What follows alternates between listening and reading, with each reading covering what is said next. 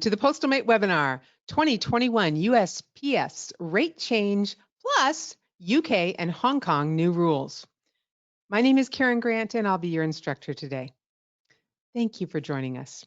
So here we go into the new year, and I'm going to start off with a few other things. There's a UPS surcharge change. It's an extended area surcharge and area surcharges. They have zip code list. This is one of 11 pages for the 48 states, and then there's other pages for the Alaska, Hawaii. And they delivered that to us the 3 days after our release of the software update for December. So we weren't able to get it in that update, but it is in this update. So if you have seen some out of area bill charge or bills or charges on your bill and it's not matching with Postmate, that's why they got it to us late, but we have it in this update, so you should be good from this point forward. Things to know about what some of the changes that USPS did. We'll go through the changes first and then we'll get into some of the details. So one of the changes is return receipt for merchandise. And this is not very used, but it's in Postalmate. It required this brown weird form here. Well, it's gone. The USPS has gotten rid of it. This is only return receipt for merchandise. It's not regular return receipt that you all do frequently. This is only the brown one that's for merchandise, and they are getting rid of that. So let's see what has happened in the update. And the USPS domestic mailing, so this is mail, not packages. The first class didn't change. The first class second ounce and up did change, however. It went from 15 cents to 20 cents. Flats, which are large envelopes, didn't change, and not for the 1 ounce nor the 2+ ounce. Remember, anytime we're talking about a USPS flat, it is always an envelope and it is always less than 3/4 of an inch. Okay. And so the forever stamp still has a value of 55 cents. There is no change on that. The stamps you create in Dymo, however, your discount, which has been 5 cents for the last year, is going down to 4 cents. So it will now print out at 51 cents instead of 50 cents. So you're on, it's called an online or metered discount, will be 4 cents rather than 5 cents. Domestic shipping. So for post office shipping, that has increased, let's just say roughly by 4.5% to 5%, depending on the service. I will say that first class package service across the board seemed to take a bigger hit than anything else, that lightweight stuff. And I think what they've done is realize that they kind of have a monopoly on that. When it's really lightweight, UPS and FedEx cannot get it there cheaper than post office. So they're kind of maxing out their profits on that, I think. Not a bad thing for them to do if you're in their accounting department, just bad for us, right? So no big shocks here though. Let's take a look at international shipping. And that has gone up more. That's, I would say, easily an average of close to 5%. And so, and let's face it, we don't do a ton of express mail international, but priority mail international and first class package service, we do a lot of that international. So those went up pretty good. So expect to see that. And then the big thing is when a carrier has a modest, we'll call 5% modest, a modest rate increase, but they still want to make more money, what do? Well, they change the rules. That's how the carriers have been doing it for a number of years. They figured out, well, if you change the rules, then you can make more money because of the size or something like that. Well, in this case, USPS did it and they changed zones. So this is for international. And so Express Mail and Priority Mail International did have 17 zones. They now have 20 zones. So for some packages to some destinations, you will see a much more than 5% increase because they will be placed in a new zone with a higher price. First class package service had been 9 zones and it has gone to 20 zones, the same 20 zones. And so that's going to have a much more severe rate increase on those that changed zones. And I would say that most of them have changed zones. I'm guessing, and I have not looked at the exact charts. Canada and Mexico are probably the same, and everybody else has probably changed a bit. So, so be aware of that. And then oversize and new oversize. No, oversize and new oversize. You've always had oversize. So I'll tell you what the current rule is, and then I'll tell you how it's changed. So this is regarding most weight and then length plus girth. So for weight, the largest package for mail is 70 pounds. That's still true. If you send something over 70, and by the way, Postalmate won't let you unless you lie to Postalmate, but if you exceed 70 pounds, then there is a $100 surcharge. So post office is starting to get into the surcharge business. Now, right now, they're only applying these surcharges for when you kind of break the rules. So, but just be aware of that. The current rule for length plus girth is, well, priority mail and express mail, 108, but parcel select ground and retail ground, up to 130 inches length plus girth. They do have an oversize fee for 108 to 130 length plus girth. But the new rule is if you exceed that 130, and again, Postalmate won't let you do it unless you lie to Postalmate. But if you do exceed that 130 inches length plus girth, there is a $100 surcharge. So just be aware of that. Obviously, it's not money that you would include, so it would either come back to you for that amount or it would go postage due. I cannot imagine them allowing a $100 postage due. So my guess is that those will probably always come back. And let's face it, I don't see that happening in our industry. If I hear one of those in the next 5 years, I'll be surprised. For those of you who are using Indicia parcel insurance, and for those of you, I'm going to explain this because some of you are newer and don't understand how this works. The two best rate programs for you with Indicia is either the RS Associates Postal Rates Program or the Indicia Preferred Postal Rates Program. Those are both the same rates and they are better than Commercial Base or Approved Shipper or anything else that we have. However, one of the caveats with that is that you cannot use USPS supplied insurance for the item. So if you tried to insure it with that, it wouldn't fly. You would have to use alternate insurance.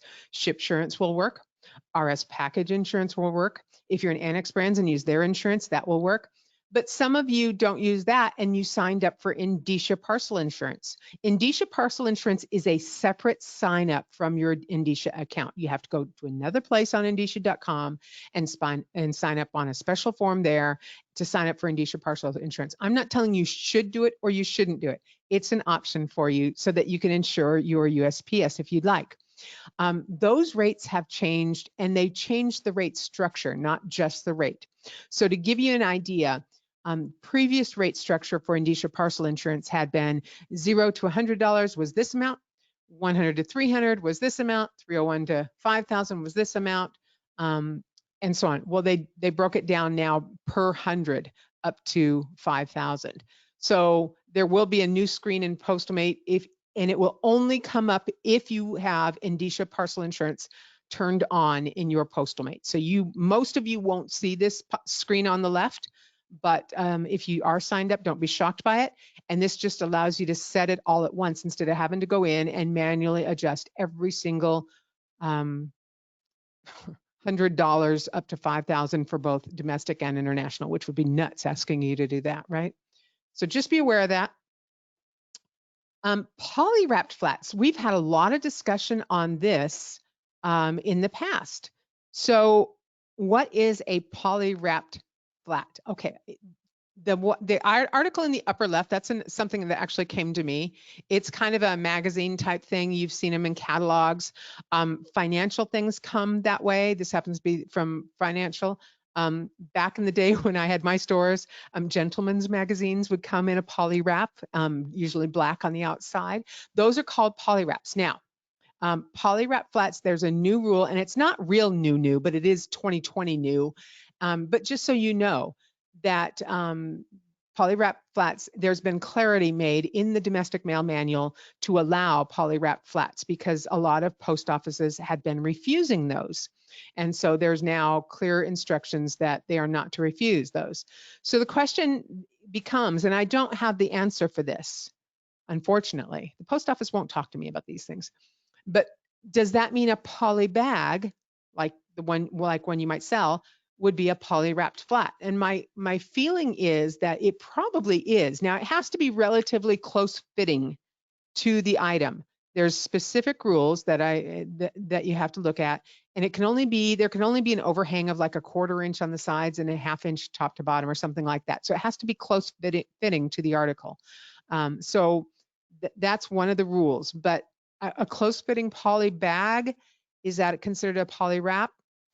It is to me, but I'm not the post office. And so my guess is that if you used a poly bag, some of you will have success with it, and some of you will have post offices that turn it down or charge a higher rate for it.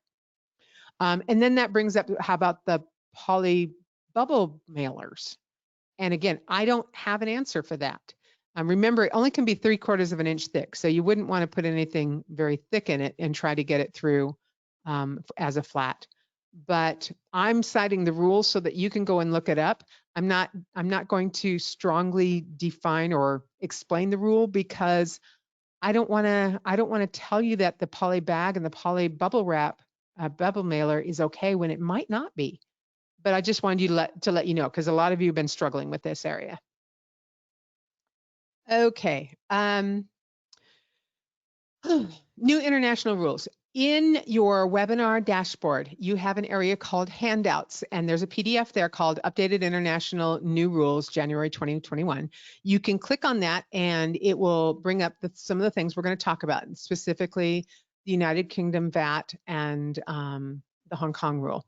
We are going to go through Postalmate and do an update together so that you can see. I've actually already done that, but we're going to make the choices together so you can see the quick rate setting utility. So there's no questions there. I'm going to get through all of this and then we're going to go do that. So go ahead and download that to your desktop if you want. It is also available on our website in the Help Center at pcsynergy.com, and you can get it from there if you want. So let's talk about Hong Kong.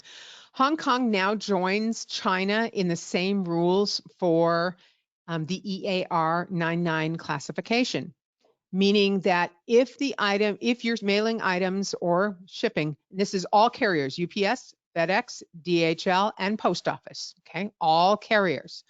If you're sending something, contents of, whether it be a gift or a sale, you have to indicate what the item is and indicate if it's EAR 99, which means it is not subject to controlled item rules. Okay, so what is a controlled item? A controlled item is anything technology related. And so laptops, cell phones, technical equipment of any kind. There's going to be a cutoff, and I don't know where that cutoff is as to what kind of technology. My best advice is a blender is not a technology. A toaster is not a technology. Not that you would actually send that. A man's shaver, no, that's not technology. I wouldn't worry about those things. But a cell phone, absolutely. Anything that can communicate, even a chip that might be in something. Software would be technology. So if it's technology, you cannot write the EAR 99, and it will require more things, and that may be an EEI. So you may be turning this customer away. You may be helping them to file an EEI. That's up to you. But that new classification is required, the same for Hong Kong as for China. Hong Kong is still chosen as Hong Kong in Postalmate. It is not called Hong Kong, China. It is Hong Kong. But you do have to put on this EAR 99 on each line when you're describing the items. Okay, so we're getting our PPE item supplies such as masks considered EAR 99. Yes, a mask is not technology unless it's like one of those big old gas masks they used in World War II. That, the modern version of that is probably technology. Let's see. I'm going to back up one. Lisa had a question, and I want to go through that. And by the way, I don't, if you don't want me to say your name when I say it, Just put in the little parentheses, don't say my name. No name.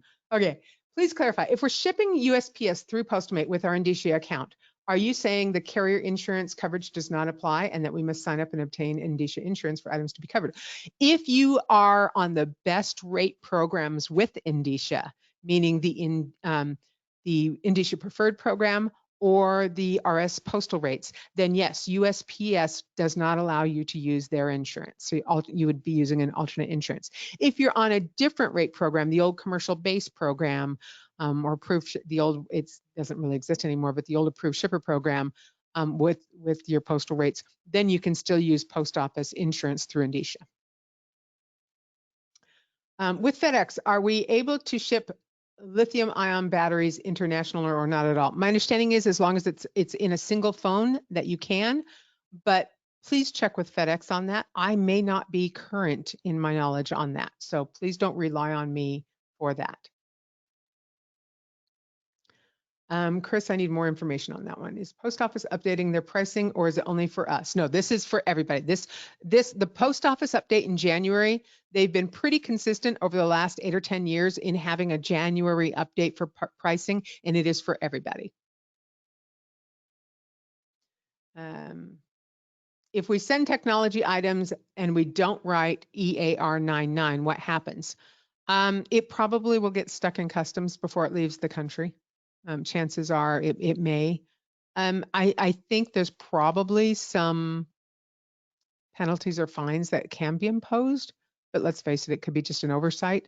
So, if you want to play that game with and risk it, you can, but I don't recommend it. I'm a rules girl. You guys all know I'm a rules girl. Follow the rules. So, would you show?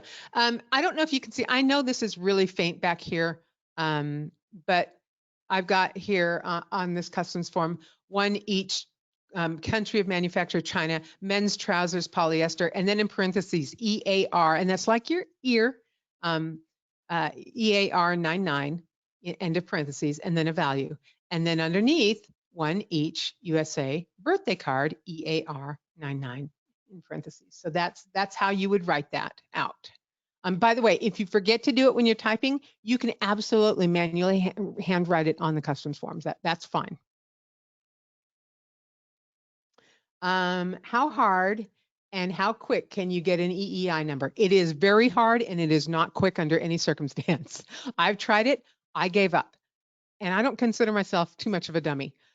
Some of you, I have a bunch of you that have done it. Because you do a lot of those type of shipments. However, FedEx, UPS, and DHL will do it for you. They will charge you a nominal fee, like $12, $15, somewhere right down there. And you can pass that on to your customer and they will do it for you. They'll have to ask you a lot of questions. Your customer will have to provide an EIN number, which is called an employer identification number. If they don't have one, they have to go apply for one at the IRS. It is if they've never done it before, it is an instant response from the IRS. So they can have it in 5 minutes, just filling out a form. And it doesn't matter that they're not an employer. It's still the identification. They don't want to be using people's social security numbers and have that on forms. So they use the EIN number instead, even though they're just a private citizen sending something that has nothing really to do with being an employer. They will have to have an EIN number to do that, or you will have to provide yours. And I always want you to be careful about the store getting too involved and providing too much information, because the more information on a shipment that's attached to you, the more liability you're accepting. So I really would like it to remain the responsibility of the customer.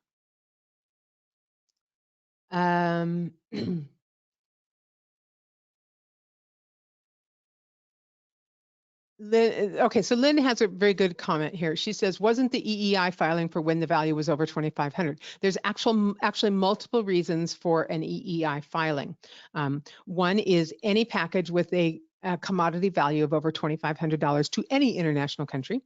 Two is any package to certain countries. And so that would include letters, and those would be very restricted countries. And then three, for weird things like this. So this falls into the weird things category. And Yeah, no social security numbers. Don't use social security numbers. We don't want that on. We don't want that out in the public. Okay. Sorry. Okay. All right. Hold on here. Hold on to your hat. We're going to get, oh, EAR stands for Export Administration Regulations, if you ever wanted to know that stuff. Oh, I got a good screen. Oh, good. Okay. So this will help. So this shows how you would place that EAR 99. Okay. And okay, this shows you how dumb I am sometimes. I'm going to click the next button on to go to the next screen, and I went to click next on Postamate. Quit laughing at me. Okay, next. And so here's an example of something you would not put EAR 999. So this is an iPhone 12, and you would leave that like this. Chances are pretty good you probably are going to need an EEI with that.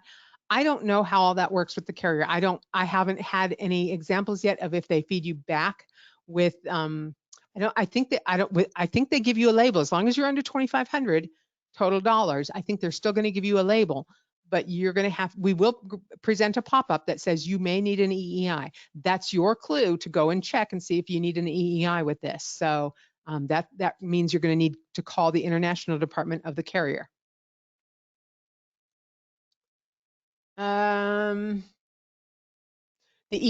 The EAR 99 is only needed for Russia, Venezuela, Hong Kong, and China. That's it. You probably do next to no shipping to Venezuela, very little shipping to Russia, but a boatload of shipping to China and Hong Kong. All right, next. Okay, VAT. Dun, dun, dun, dun, dun, dun, dun, dun, dun, dun. Okay, value added tax. This is value added tax is a sales tax, guys. It is a sales tax. It's a national one instead of a local one, but that's what it is. It's a sales tax. There has been sales tax on items to the UK for a few years now, and has been handled on the recipient side, and they've only been collecting it when the value of the item is over 135 pounds, which is approximately 180 US dollars. Okay. And when that happens, has been collected at the receiving end by the receiver. But the rules changed. The UK said, gee, we're missing a whole lot of money from that 0 to 135 pound category. So this is the UK's way of catching that money. They're trying to catch all the money between 0 and 135 pounds. This is regarding sales. Let me repeat that. This is regarding sales. If your customer sells something to a person living in the UK, then your customer must collect VAT and pay that to the UK in order to ship it there. It's not your responsibility. It's not the responsibility of the shipper. It's the responsibility of the seller. Just like if a guy comes into your store and he sold a motorcycle seat to a guy in New York, and New York has 9% sales tax that has to be collected on cross-border sales. Your customer is responsible for collecting that state sales tax at the time of the sale and sending it to New York. Now we know in reality they don't do that, but you know this because Amazon's been going through this. States have been requiring Amazon to enforce sales tax. Okay, you people in Oregon have no idea what I'm talking about because you don't have state sales tax. I know, but for Amazon is required now to charge local sales tax when on things you order for. You know that you've seen it in your Amazon thing. That's what this is. It is the responsibility of the seller, not the shipper. So now your next question is, well, then why did I get that weird letter from Indicia that scared the bejesus out of me? Here's why. The letter wasn't to you. It didn't say, dear pack and ship customer. It was sent to all Indicia customers. You're just a percentage of Indicia customers. Most Indicia customers, especially high volume Indicia customers, are big sellers in a marketplace. They have an online store or some kind of shop where they sell. That's what most Indicia customers are. So they were letting the sellers know that they're going to have to be responsible for VAT. They weren't letting the pack and ship store know. You just happened to be caught in all the letters that went out. You were just in the group. Unfortunately, they didn't specify that clearly that it was for the responsibility of sellers and it was for things selling. Now, if you are a gift shop or an office supply shop and you actually do sell things like that in your store and you actually do sell it to somebody in the UK, then you become responsible for collecting VAT and sending it to the UK. You'll have to get an account with the UK. It's fairly easy to set up and do, but I do not recommend under any circumstance that you start becoming a tax collector on behalf of the UK. That's not your job. It's not a function of Postalmate. It never will be. This is for the seller to do, and the money should be collected from the buyer at the time they make the sale online or over the phone or however they do that. Just like sales tax. Hold on. We're back. What if a customer is sending a gift? Thank you. Very nice question, Enos. Here we go. So we'll first start not a gift. We'll get through the hard part first. If your customer sold this item to a person in the UK, then the seller must pay the VAT. Okay. But a gift, if your customer is gifting this to a person in the UK, there's two things you need to know. If the item value is £39 or less, then the gift exemption should apply. If it's between £39 and £135, then VAT may be applicable, but it is not the responsibility of you or the sender. It should be able to be collected by the receiver. Now, I have nothing in writing that says that UPS, FedEx, or DHL will collect it from the receiver in this case, because this is kind of an in-between gray area. But I do have it in writing, and I'll show you in a minute that I do have it in writing from the mail. So that's kind of setting precedence for this. Let's talk for a minute about gifts to the UK. So if you are trying to use the gift exemption, there has to be a few rules followed. Number one, the sender must be the person you choose in Postalmate as the sender. You don't send it from your store, and it cannot be a company. It cannot be a business. It has to be a person. The sender must be a person. The $39 gift exemption is per person. So if it rolls around Christmas time and somebody's coming into your store and they're sending Christmas gifts to 3 people in one box to the UK, they can exempt $39 per person. Now they need to specify, you've got a notes area you can handwrite even if you want on your customs form that $39 for John, $39 for Mary, $39, I keep saying dollars, pounds, 39 pounds for Sophie. And you can spell that out, but up to 39 pound is allowed with no taxes, duties, anything, okay? But over that, the receiver is liable for that. How do I get this through without any hiccups? I'm just going to give you 2 really big hints. Number 1, gift wrap. If the item is gift wrapped, customs is going to say, and they might open it, by the way. So I always recommend loose gift wrapped. I love gift bags. If you don't sell gift bags in your store, sell gift bags, because it's the perfect thing, because customs can get into it, but it doesn't have, it can still look nice. But more importantly, if it's in a gift bag, you're really doing a good job selling it to customs that this is a gift, not a sale. Okay, that's a big deal. So for a $3 or $5 gift bag, you could really help this situation out. Also, in addition to or instead, a birthday card or a card to go with it. That again tells customs that this is probably truly a gift. So make sure to have one or both of those items in a package that's a gift. And let your customer know. If you go over there on the rack and you buy a birthday card and a gift bag, it will probably get through without any duties and taxes. And your customer probably will be willing to do that. And then you make extra money because you sell. By the way, if you do not sell greeting cards in your store, please go to Avanti Press and order cards there. They sell very, very well in stores. I highly recommend them. It's V as in Victor, ANTIPRESS. They're out of Detroit. Don't hold that against them. They're a wonderful company with wonderful people. Okay. United Kingdom, gift and not a gift. It applies per person. And that 39 pounds, by the way, is about $50. And that goes up and down. It fluctuates with the exchange rate. So just so you know, this is all because of Brexit. This is because the UK left the European Union.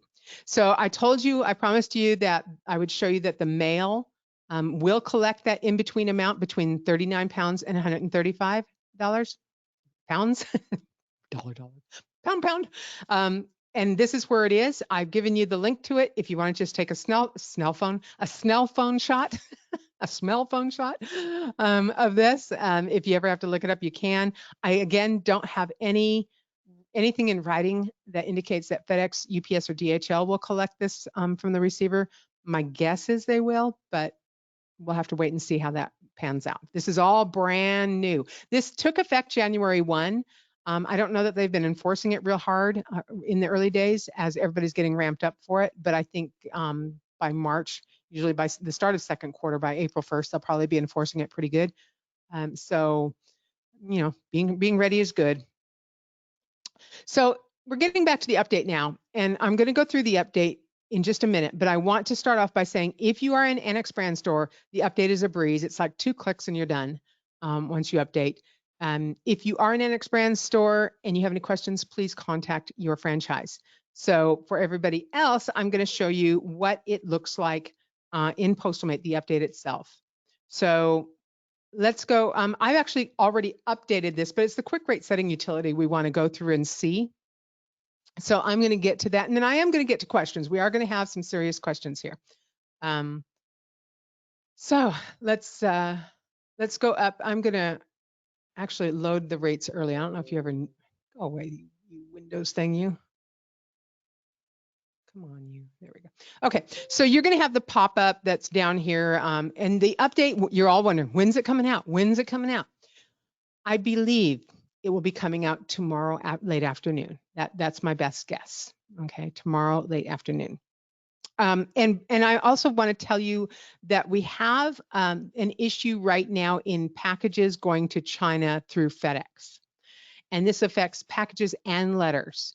They are coming back with a requirement for an EEI no matter what you put on the customs form.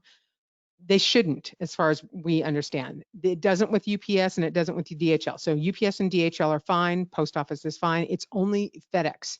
We have reached out to FedEx and we are waiting an answer on whether they have a new rule that they imposed, or if they made a change, or if they have a bug. If they have a new rule, we'll find out what it is and let you know.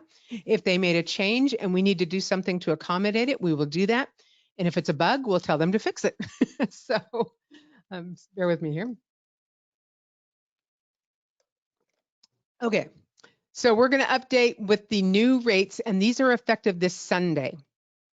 By the way, if you fail to update timely, when you create a package through parcel or document using Indicia, you will still get the correct rates. You just won't be charging probably the right amount to your customer.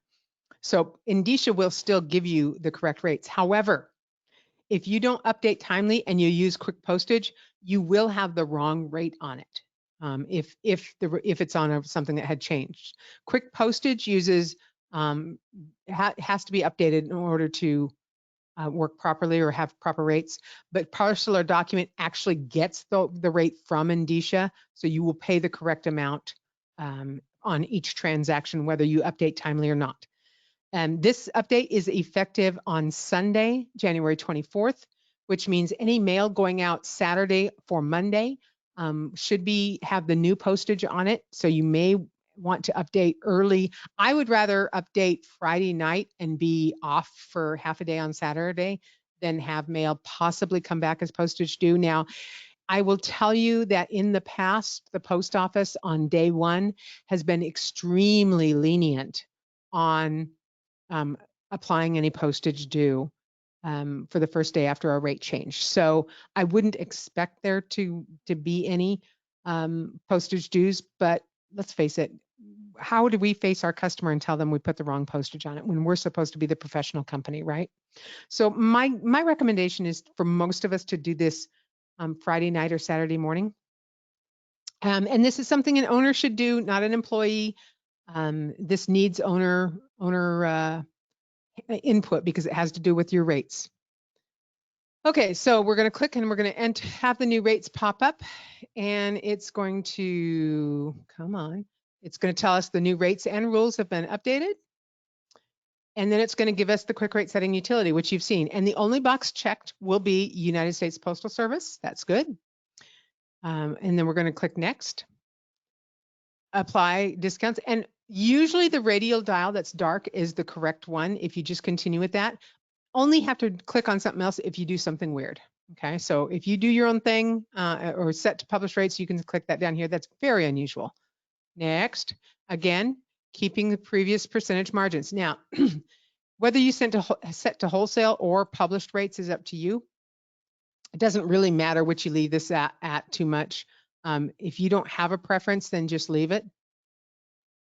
Now, this is where it gets hairy. Remember earlier I said that the post office, in order to, like all carriers, they changed the rules. And so this is where those extra zones are. And this is for international. So there's extra zones for, and I want you to write this down: express mail, priority mail, and first class package service, international for all three, okay? And it's a good idea to go in your Postalmate now and see what those rates are so you know what to set them here. But if you don't do that and you come in here and you just leave it at 40%, and I think this is going to be this is going to say wholesale also on yours. We changed that. So 40% over wholesale, and you leave that, that's fine. You're going to be making a fine amount of money. No, it's not the end of the world unless you're a person who really gets in there and fine tunes their postage area or their postage rates. Then this is going to be fine. If you find later they're too high for some reason, my guess is you're only going to do a handful of these a year. You're never even going to notice that this is changed or anything. So this is kind of the safe way to do it, and just click next. And then we get into surcharge rates. I always recommend that you keep the same margins. Okay. Now, anytime something is red like this, it means that you're not making any money. It doesn't mean you're losing money, but it might mean you're losing money. In this case, it's this: my wholesale cost and my retail cost is a set price is the same. So I want to make money. So I double click on that and I'm going to enter $6.50 for that. Okay, and there it is. Now I'll click next. Again, this is add-on rates. I'm going to encourage you to keep the same margins you currently have. Now be sure and scroll down and make sure nothing's in red. Okay. Okay, nothing's in red on mine. I'm going to click next. Insurance rates changed. So again, keep the same percent margins. Even if you're not using postal insurance, go ahead and do this. And then just scroll down and make sure there's nothing red. Whoops, there's a red. So I'm going to change that to $3.50 just because. Scroll down some more. Nothing else red. Okay, finish. And that's it. Done. Okay, so not hard, but something definitely to do. I'm probably forgetting a handful of things, and I apologize. So let me, I'm going to go back to, let's see if I can do that. There we go. Oh, questions. So we're going to get into the questions now, and I can go into Postalmate.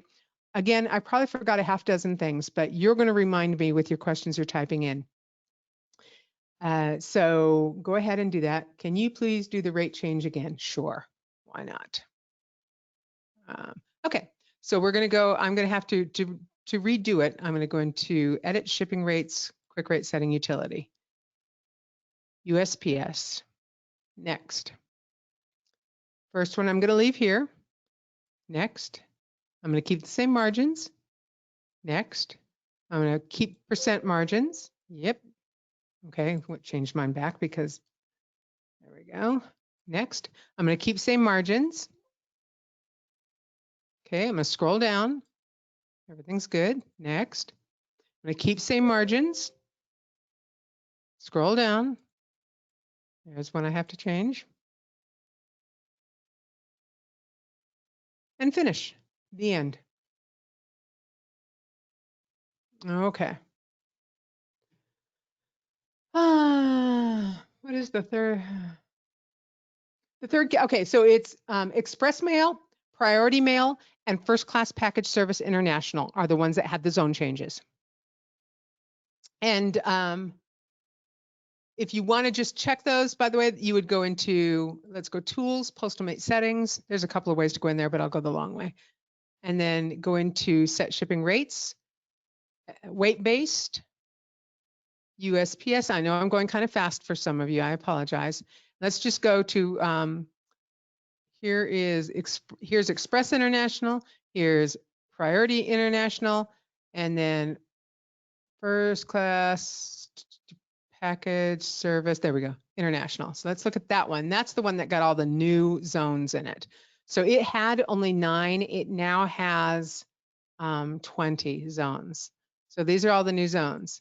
So let's go back, and I'm going to look at the first one with the percent sign, profit percent retail over wholesale.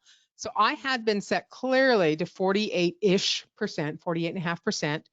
And all the new zones I just now set to 40. See that? See where that 40 is? So if I had come in here and checked, I would know, oh, I actually want to be about 48% over, and I would do that. So this is where you would check that. Let's see. But I can also change it here really easy if I wanted to. I can just go click on this. Oops. Put that back on retail. Click on this and go all the way over. Formula. Let's go 48. Wholesale. Okay. Save. Now we'll look at it again. First one with a percent sign. And there we go. It rounds down because of pennies. So don't freak out about the rounding thing. So I've got 48.68 over here and 47.92. That's close enough. I'm good with that. It's just a penny or two difference. So that's how you would check that. All right, so I'm going to get into the questions. And mind you, with 900 of you signed up for this webinar, the questions are a little bit out of control. So I'll do my best to get as many as I can. So if an item going to the UK is under 35 pounds, no tax is collected at the point of shipping, same as in past. That's correct. In fact, you're not going to collect any tax. Tax would be collected at the point of the sale, not at the point of the shipping. So this is not a tax for shipping an item. This is a tax for selling an item.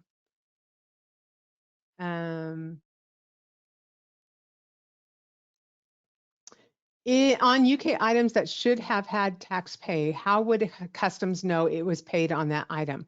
Does something need to be added inside the box? Daryl, that's a great question. I don't have the answer to that.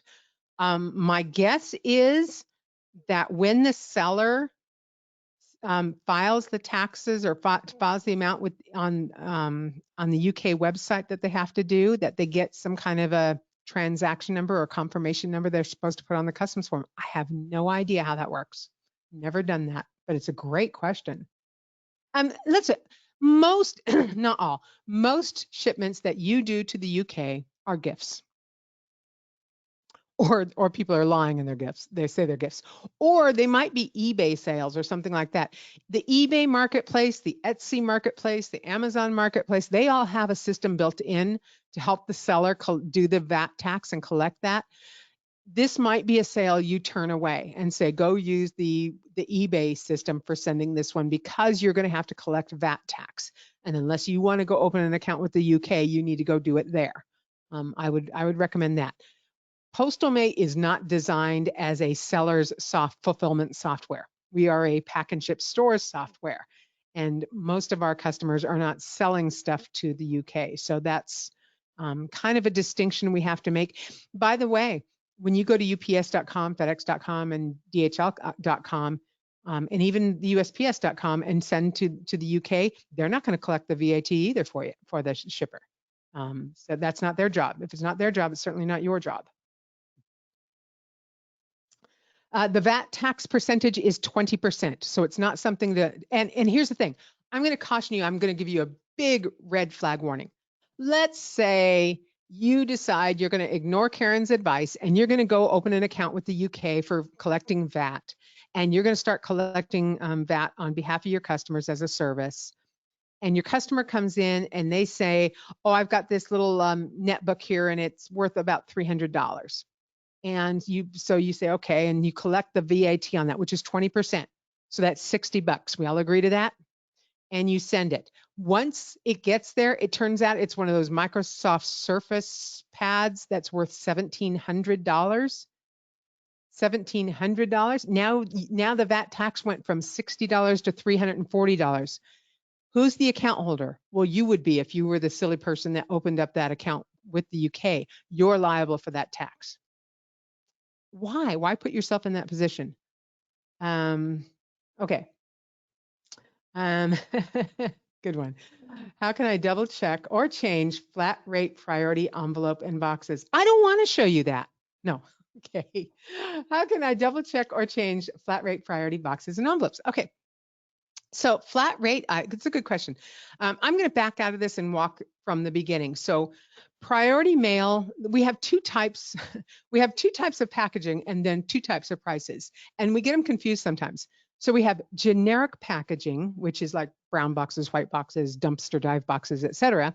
And then we have carrier branded packaging, which is the fancy white FedEx boxes and the fancy brown UP, the boxes. Okay. And the USPS flat rate boxes falls into that. In pricing, we have what's called weight-based services, and that's services where the price changes due to the weight. And then we have fixed rate services, which are services where the price stays the same regardless of the weight within certain parameters, but is priced that way because of the packaging. And if you all got that, you get a gold star. So USPS flat rate products, so a flat rate envelope and a flat rate box, actually are a carrier branded that is a fixed rate, because you can have a carrier branded that's not a fixed rate. So to check those prices, we go into Tools, Postalmate Settings, Set Shipping Rates. And over here, instead of looking at weight-based, now we're going to go to Fixed Rate Services. We're going to go to USPS. And here's where we're going to choose. And you notice it says specifically flat rate. Click on that, and it's going to have all the potential flat rate items here. We try to keep things alphabetical, but unfortunately that means they're in a nonsensical order, because you really would like to have your envelopes, then your small box, then your medium box, then your large. It doesn't work that way. So, but anyway, your envelopes are first, and here it is. And this is your retail price. If you want to look at your cost, you go to wholesale, and this is based on your price group that you have set. If you want to look at your margin, profit percent, retail over wholesale, there it is. Okay. And again, if you are an Annex Brands location, when you do that update and you saw me go through all the screens in the quick rate setting utility, if you use the Annex Brands rates, which are great, you go click, click, and you're done. It's really pretty nice. Sorry about that, Independence, but if you don't like that, go be an Annex Brands. All right, so next questions. Annex Brands is a franchise. What do we do? Okay, more questions. Will we get the e-update? Oh, is the update ready, or is it an e-update? It is not an e-update. So let me, for those that are newer, describe the two updates we have. We have an e-update, which is a silent, quiet little update that comes to you in the middle of the night and sneaks into your computer. And when you launch Postmate Fresh, it applies. It usually is for small data changes, like a new zip code, or a correction in a single rate, or a misspell, and where we spelled something wrong and we wanted to, before we got too embarrassed, we wanted to fix it. That's what e-updates can do. A full update is what rate changes are. And so this will be a full update. It will be updated to your computers automatically, and it will be down in your system tray right here, and you'll see a tiny little cute Postalmate box down here. And it'll say, you'll get a little pop-up that says a Postmate update is ready or available. You decide when to actually do the update. So we send the data to your computer, then you do the update, always when your store is closed, preferably at the end of the day in case it takes long in the morning. Now, I will tell you, this update will take 10 minutes tops, as long as you turn off your antivirus and firewalls. If you don't, sometimes that firewall will hiccup, and it's not a small percentage of stores that have this happen. It's a pretty solid 5% when you, or 10%, maybe 10%, but at least 5% of our stores. Let's see, that's 3,000 stores times 5%. That's 150 of you. So a good 5% of you don't turn it off, and your particular firewall or antivirus stops the update from completing, and it just spins and sits there for hours. And you go, I don't know what to do. And if as soon as you back out of it and close it, Postalmate won't open because it locks it up. And then you call us up in a panic. This is why I always want you to do the update at the end of the day, and don't go home in the middle of the update. Finish the update at night. So like I said, if everything goes smooth, it should take 10 minutes, 15 tops. I think I did one on this computer earlier today for 10 minutes. And bear in mind, my computer has a lot of data in it because it's actually one of the databases from one of my stores. So it is a big database. I used to be a store owner, for those of you that didn't know. So please make sure and turn off your firewall and antivirus. So if you use McAfee, Kaspersky, whatever it is, turn that off. Even Windows Defender, turn it off just for 15 minutes while you do the update. Okay. Kurt says that happened to him last time. Okay. Do you think we should ask the sender if they collected the tax? You know, here's the thing. We're learning all this stuff about the UK, this VAT tax. And chances are most of you might have somebody come in where this applies once every 5 years. Now, some of you do a lot more international than others. So this is not across the board. But a store in the middle of Texas, if they have this happen once in 5 years, I'd be surprised. But some of you, especially along the coast, you might have UK shipments regularly. So yeah, it wouldn't hurt. It wouldn't hurt. Make sure that the little handout that I gave you is in a drawer. I'm going to recommend that you put them in one of those plastic sleeves and start putting the handouts in a binder so that you can find them quickly. That's what I would do. If you don't turn off the firewall for an update and it locks up, what do you do? Call Postalmate. We're going to shut it down and have to restart it, but we might have to try to assist you in turning off your firewall or antivirus. And mind you, we don't have any training in that. If you have Kaspersky or McAfee or any of those, that's your job to learn how to manage that program and turn it on and off. That please don't tell us that's our job. Our job is for Postmate. Your job is any other software you have in your computer. Now, if it's something we're familiar with and we can do it and figure out how to turn it off, we'll try. We'll try to help you with that. So we're not going to tell you no, but it's just good if you learn to manage it so that you don't have that problem in the first place. So we can sell USPS flat rate boxes. No, you can ship USPS flat rate boxes. Let me your question was not as clear as I'd like it to be. The carrier branded boxes, and let me go real quickly here. Let's go. I'm just going to go USPS flat rate box so that we're all clear. So we know what these look like. Okay, so these things. So you can ship these boxes in your store. If they say flat rate on them, then they will be in the carrier branded area. If they do not say flat rate, then they're just a generic box. There's no special pricing attached to it. Post office has both kinds. So if it says flat rate, you can ship these at the flat rate through your Indicia account, put postage on it and send it out. That's fine. The question was, can you sell these? I think he meant, can you sell the shipping service on these? And the answer is yes. If the question is, can I sell these cardboard boxes? The answer is no. If a carrier supplies you with free boxes that have their branding on it, you are not allowed to sell it. Those are free to you. They need to be free to your customer. Now, that doesn't mean you have to have these all out on display. I would only have boxes out on display that I sell. Now, I would have these in the back room that I could use, and if a customer asked for it, I would have it. But why am I gonna have free boxes out there next to boxes I'm gonna sell? That makes no sense to me. So I want to sell boxes. Okay.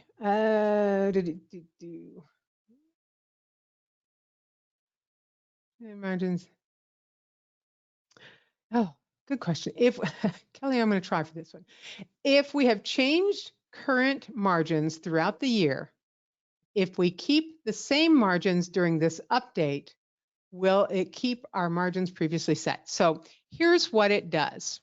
When you do this update, it takes a snapshot of your current picture, or current picture, your current rates. And that's what it in margins, and that's the margins it uses. So if I did the update right now and I went through the quick rate setting utility and I said keep same margins, it would be the same margins I had this morning. Okay. So I hope that helps you. It wouldn't be the same margins I said a year ago. It would be the same margins I had, this morning. I think that was her question. Okay, good question, Julie. Let me get to that one. Slightly off topic, but it's pertinent. Sometimes when we're shipping international, the postage prints has a ship to address of a postal processing facility within the United States, and not to the country it's going. What am I doing wrong? You're not doing anything wrong. So that's called the Global Advantage Program. It's an Indicia program. It was supposed to be only on first class flat goods, but I've seen this program expand. We have not received any official notification of it expanding, but I have seen it apply to others. I'm going to tell you the original intent, and then I'm going to tell you what I've seen. The original intent was the post office themselves actually stopped accepting goods as a flat to a foreign country. So if you had an envelope of 3/4 of an inch thick or less, and it's going first class flat international, the post office set a rule that said it can be only documents. But the jump from a first class flat to a first class package service is pretty intense financially. And there are sometimes goods that you're sending in a flat. In fact, those goods can be even paper goods, but like an example would be X-ray, or I know like a license plate. I mean, I'm not suggesting you sending your license plate internationally, but there are flat goods that you can send in a padded envelope. I suppose if you're a really good folder, you could fold a t-shirt perfectly and slide it maybe with a little cardboard insert into a flat envelope, and that would be flat. And that's a good. And so the post office wouldn't accept that anymore.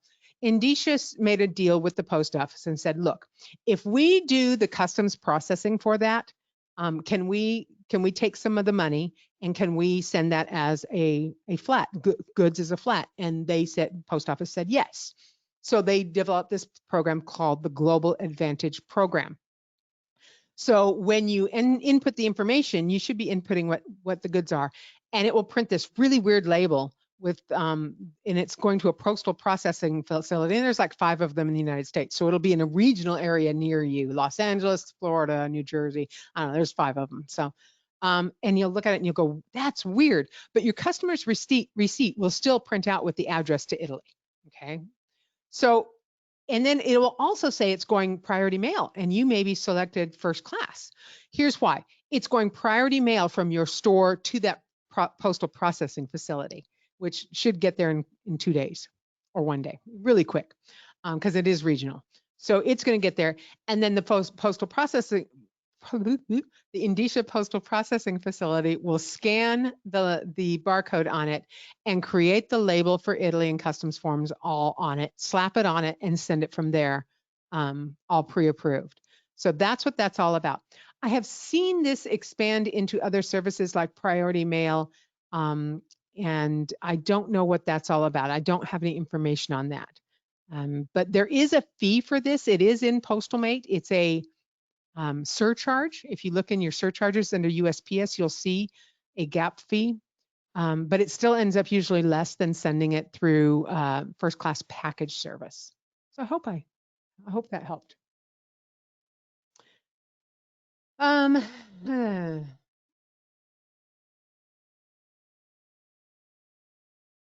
Interesting. I'm going to share this. I decided years ago to not do post office flat rate because I got tired of being yelled at for not charging the same as the post office. I simply do everything dimensional weight now, even if it's in a USPS flat rate box, and I don't get yelled at anymore. You know, that's whatever you got to do. I'm not going to tell you you're doing anything wrong at all. Nayland, I don't have the specific answer for that. I would have to research that for sure. Um, oh, Lee, you always come up with the ones that get me. No, our paying customer is in the UK. She or he needs packaging. Do we need to collect the VAT for the packaging? No. No, packaging is never assessed custom and duties tax. So if I send a vase and it has $40 in packaging, the VAT should be on the vase, not on the packaging. Now there might be duties and taxes on the packaging, but the VAT is a sales tax. So I don't think so. My best guess is no. I would go with no for that. If it's wrong, well, then I'm wrong. I can deal with that. I can deal with being wrong once.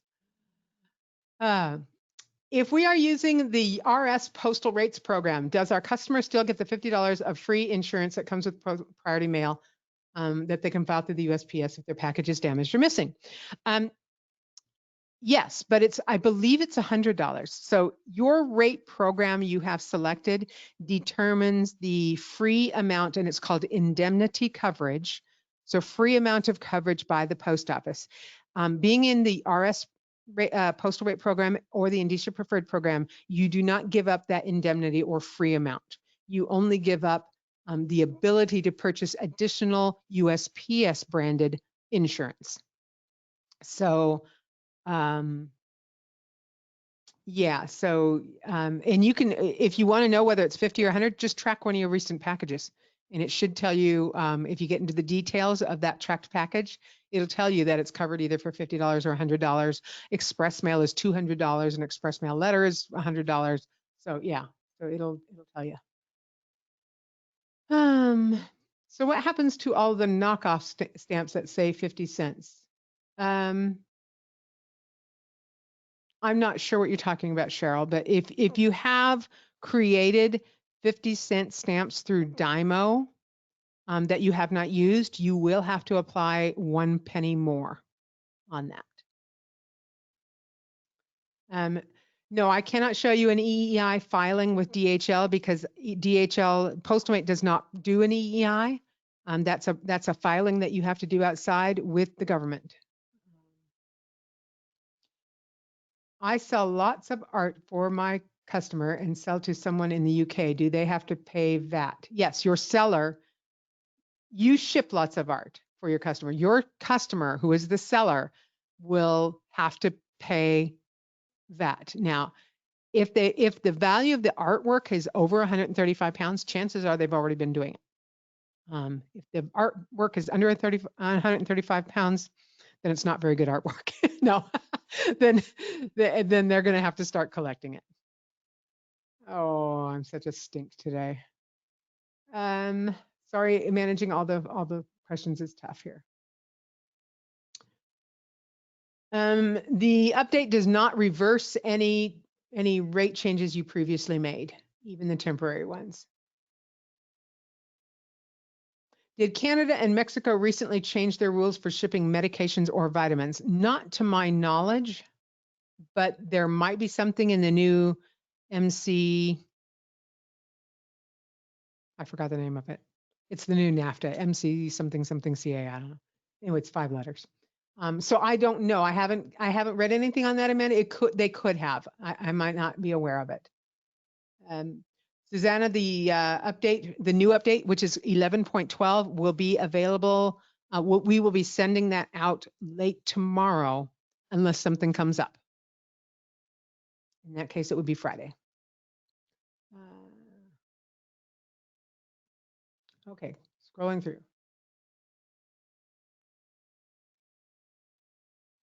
I have registered for a VAT number, and now she wants to cancel. What could she do? I think if you just ignore it, that probably nothing bad will happen. Okay. Yeah, okay, I got answered that one. Okay. Is Indicia going to raise their monthly fee? I hope not. They've been at $15.95, guys, for 12 years. 15 years, something like that, a long time. So I don't have any indication. I've not been told that they're going to be raising that. So I don't think they are.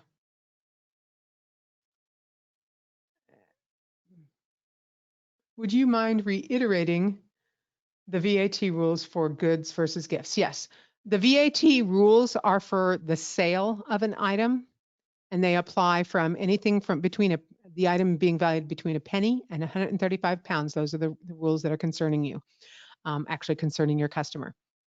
Any VAT that is due on a gift, that would be between 39 pounds or just over 39 pounds to 135 pounds, to my knowledge, should be collected on the receiver's end.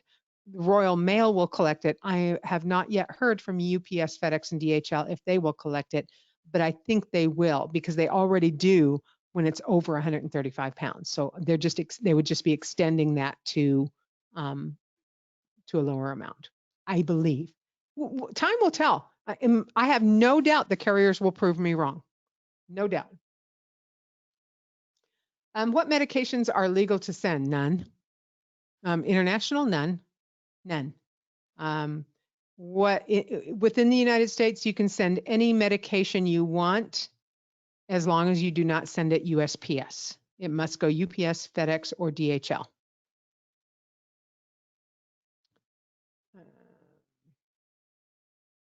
Mary, I don't have that information.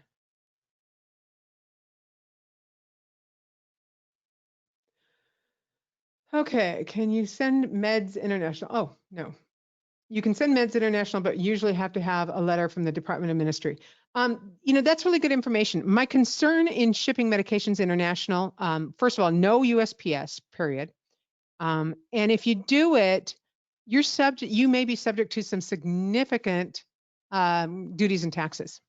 My first experience, my only experience, because I learned my lesson, was 5 estrogen pills. Many of you have heard me heard this story, but I had a lady on vacation in France and she didn't take enough estrogen pills with her. So her daughter came in, sent 5 pills, just 5 little estrogen pills.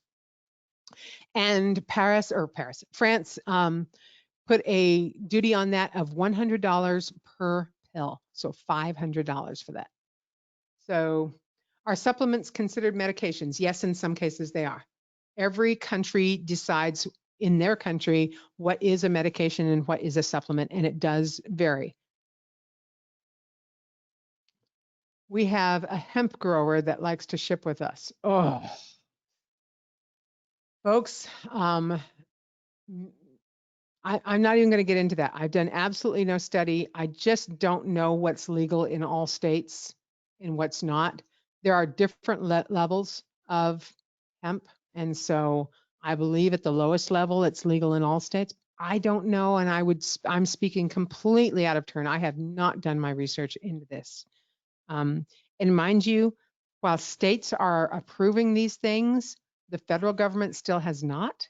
And shipping is an interstate transaction, so it involves the federal government. I just wouldn't even do it. I would stay away from it. Yeah, kind of like alcohol. No, I would never send hemp or CBD overseas, international. Wouldn't do it. No, I just would not. Okay, Scandinavia. It's okay there, but no, I really wouldn't. I just wouldn't do it. Okay. Oh, thank you, David. It says the Fed's passed a law. I am out of the loop on this. So I know you want me to know it all, but I promise you I don't, and I don't want to misspeak here. I would rather say I don't know than actually be wrong because I hate being wrong. I hate it. All right. All right. Yeah, no supplements through USPS. I think that's probably a good. I mean, if it's vitamin C, that's pretty easy. But if it's St. John's wort, then I'm not so sure that's going to be okay to all countries. Okay, that's all I'm going to get into. I do have a number of people who are asking questions about firearms, but I would have to go and refresh what I know to answer those questions because those things change fairly frequently, and I don't want to give a wrong answer on firearms. So I'm just going to pass on that one until a later a later webinar. Maybe we'll hold a webinar later this year on red flag items and restricted items, things you need to know. Look for that one. We'll do that one. We'll list the top 10 or something, and we'll do that during the spring maybe. Okay. I want to really thank you all for attending and appreciate all your great questions and comments. And hopefully that this update, this isn't a hard update. These rules aren't going to affect all of them. Don't freak out about it. Just remind yourself every once in a while that they exist, and get that handout, and hope you have a wonderful week and happy 2021. Take care, everybody. Thanks. Bye-bye.